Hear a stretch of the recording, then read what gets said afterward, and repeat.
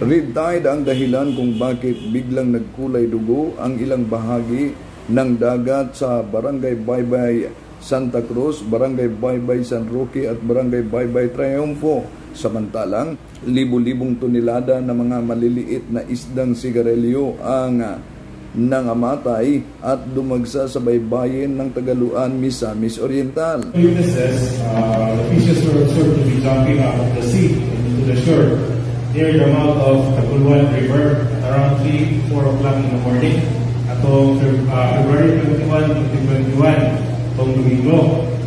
So, it was observed that before the incident happened, the area experienced some waves. The average sizes of the fish was found ashore was 1 to 3 inches, no? At mga juvenile stage pa mga tambal. So, malangsi tawag nato dito sa atua. So, the collected fishes by the locals were estimated to have a total of 2,500 kilograms, no? Based on their visual observation, nga nakita dito sa picture natin dito sa area, yan po kadaghan. Pinaniniwalaan na may kaugnayan ang pagkamatay sa isda sa naganap na pagpula na parang dugo sa tubig dagat, ngunit maraming mga residente ang nagunahan sa pamumulot ng mga patayang isda. Ayon kay Dr.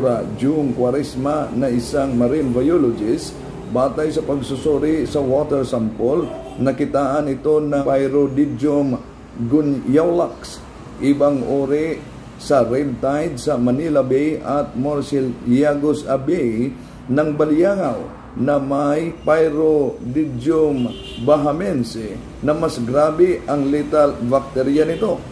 At iwasan muna ang pagkain sa mga isda at shellfish dahil peligro ito sa kalusugan ng tao. Ayon naman ni Dr. G.C. Ayoba na upang maging ligtas, iwasan ang pagkain sa mga shellfish sa loob ng 6 na buwan.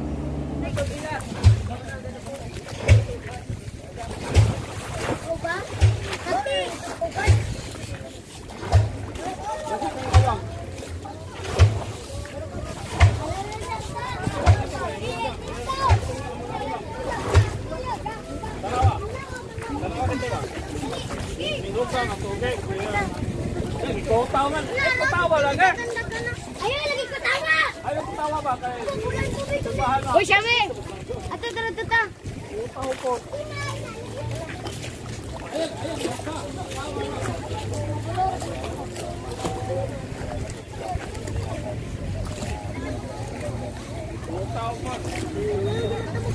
Taon o gikan diri sa Kuta Area Action number 4 dan Ray Lunad dan Agserbian.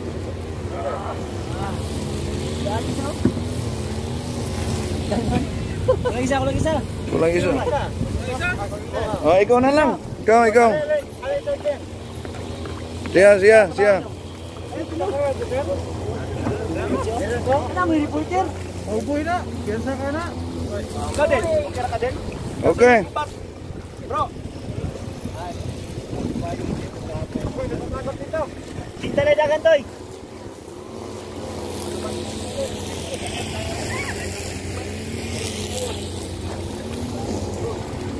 Nice mo.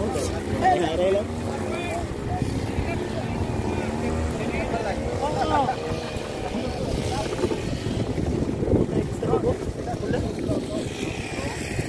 Yung bulandong na mas pula pa ni kayo.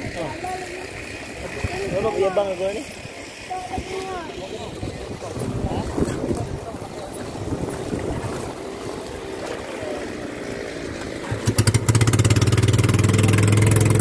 Ay, datoy, ikupot ka toy. Tuyok toy.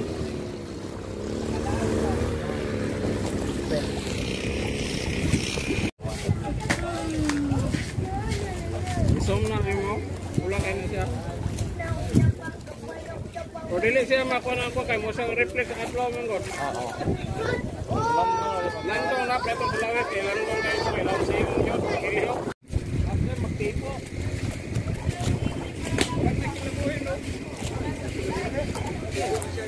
Pumupula dagat sa Usamis.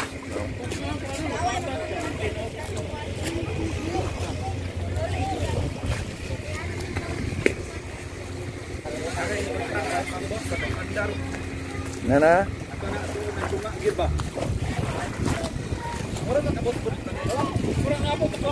Oo, out dito. Ya, kaya nako. Masunti mag-edited. Ako musakay binuang kalaw-gaw. Dali para mo kao lang. Oo, diretso ko. Kumang kao, dali sa timda kay. Karon, nakita nila. Edit.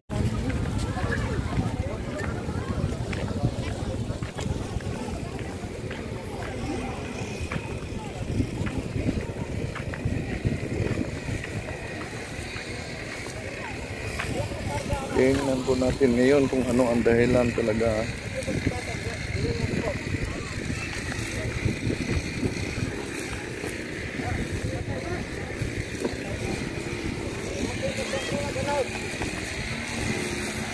Nasabot.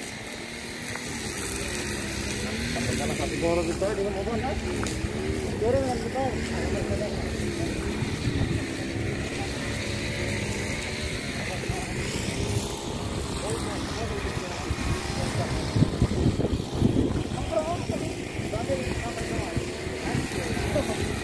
Berarti mo kabasa ka. Ang mga naupot, gamay mo na gamangka ko daw.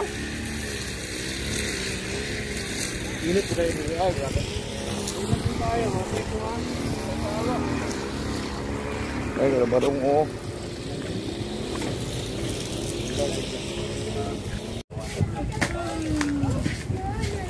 Isom na kayo mo. Ulang kayo na siya. O dili siya makuha ko kay mo sa reflex sa katlaw mong god. Landong na pretong tulawet kay landong kayo sa ilaw sa imong yun. Kiliho. Isom na kayo mo. Ulang kayo na siya. O dili siya makuha ko kay mo sa reflex sa katlaw mong god. Landong na pretong tulawet kay landong kayo sa ilaw sa imong yun. Kiliho.